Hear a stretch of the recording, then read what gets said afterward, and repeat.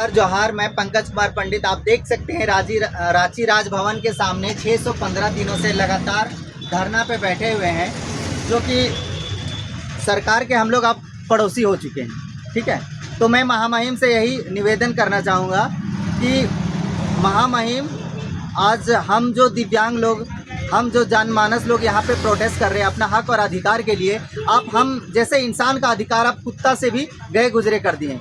हमने कहीं देखे हैं कि आपने कुत्तों के लिए 1,44,000 पर मंथ खर्चा करना चाह रहे हैं, एक दिव्यांग व्यक्ति पे आप 1,000 खर्चा कर रहे हैं। तो इसलिए मैं कहना चाहूँगा कि आप अब कुत्ता के तुलना में इंसान को, हम दिव्यांगों को भी और नीचे स्तर पे कर दिए हैं।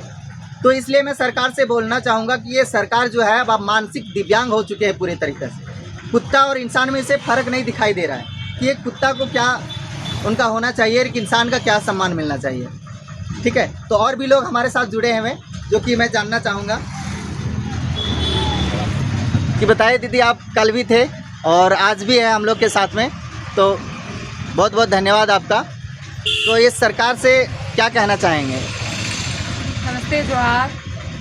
यहाँ पे दिव्यांग लोगों से, मतलब यहाँ पे जो भैया लोग बैठे हुए हैं, बहन लोग बैठे हुए हैं, उनकी बात सुनने पर तो और एक के बाद एक और भी ऐसे बुरा चीज़ निकलते आ रहे हैं कि लेकिन पता नहीं इसका कोई अंत होगा कि नहीं है। जितना उत्पीड़न से ये लोग गुजर रहे हैं, क्योंकि आप सोचिएगा ये कौन सी सरकार है जो जनता को अपने कुत्ते से नीचे देखते हैं जी, कि उनका मांग सुनने के लिए भी तैयार नहीं होता है। जी हाँ, बिल्कुल। और हम लोग वही करेंगे कि लाइक हम अपने आवाज़ उठाते जाएंगे जितने भी दिन हो, और वो दबाने की कोशिश जितना भी सरकार करे हम पीछे नहीं हटेंगे, क्योंकि ये हमारे हक की लड़ाई है। बस पैसे की बात नहीं, ये हमारे हक की लड़ाई है। और हम ये भी बोलेंगे कि लाइक वो ये भी नहीं है कि बस सुनने वाली बात बस आश्वासन तक की रहे जी। ऐसे सुननी चाहिए कि हमारी पूरी मांग को फुलफिल करे जी। बस बोल के नहीं छोड़ने से हम अपने आंदोलन खत्म नहीं करेंगे। और ये हम सरकार के सामने ये बात रख रहे हैं। हम जैसा और भी युवक लोग और भी छात्र लोग इनके साथ जुड़ेंगे और ये इसको और ज़्यादा इंटेंसिटी दे के हम आगे बढ़ाएंगे। और इसके लिए सारे रांची में जो भी युवक लोग हैं, छात्र लोग, जो भी जनता है जो देख रहे हैं, जो सुन रहे हैं, हमारे साथ आइए और जुड़िएगा इसके साथ। बहुत बहुत धन्यवाद। तो बताइए, ये भी भाई साहब आए हुए हैं, आपका नाम क्या है भैया? जी नमस्ते जोहार, मैं कोसमा। जैसे हमारे भाई पंकज पंडित ने आपको बताया कि विदेश से लाए हुए कुत्ते, जो पालतू कुत्ते हैं, वो घर बैठे बैठे हमारे हेमंत सोरेन और कई नेताओं के घर में 1,44,000 का खाना खा जाते हैं। जी, ये बात इसलिए उठानी ज़रूरी है कि आज देश का युवा, जो देश का, चाहे वो विकलांग हो, चाहे वो विकलांग ना हो, चाहे वो महिला हो, चाहे वो मर्द हो, आप देखिए कि एक आदमी अगर विकलांग होने के बावजूद 1,000 प्रति महीना कमा रहा है तो अपने घर परिवार को कैसे चलाएगा? आज आप और मैं, हम युवा 1,000 की तुलना क्या हम कर सकते हैं? क्या हम रह सकते हैं उस 1,000 के मात्र एक तनख्वाह के रूप में? हम नहीं रह सकते। महिलाओं की सोचिए आप, महिलाओं के लिए कितने उत्पीड़न होते हैं उनके काम करने की जगह पर, उनके वक्त पे हम बोला जाता है। अब जैसे हमारे दोस्त पंकज जी ने एक बहुत महत्वपूर्ण एक बात कही थी, जो थी एक बच्चे की गुमशुदा होने की खबर, कि वहाँ पर सैकड़ों सीसीटीवी फुटेज लगा रखे। अब सीसीटीवी फुटेज क्यों लगाए जाते हैं? ये आधारपूर्ण संरचना के आधार पर बोला जाता है, ये आधारपूर्ण संरचना है, ये एक ढांचा है जिसको हम बना रहे हैं। ये किसके काम आ रहा है? अगर एक गुमशुदा बच्चा जो 10 दिन से गुमशुदा है, उसको आप ढूंढ नहीं पा रहे हैं, तो ये किसके लिए है?